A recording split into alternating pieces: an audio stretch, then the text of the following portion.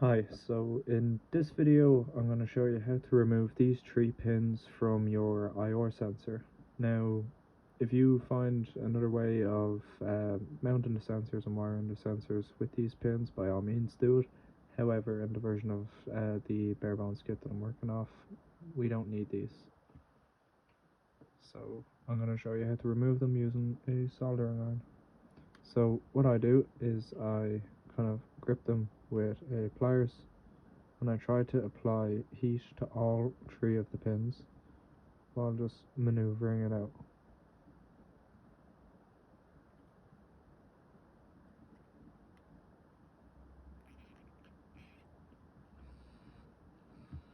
Like so.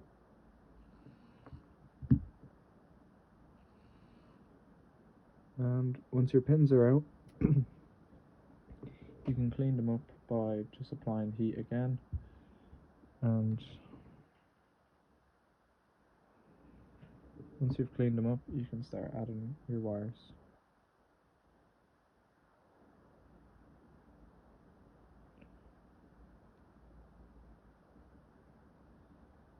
Yeah, like so. That's just an example. But yeah, I hope this helps. Thank you.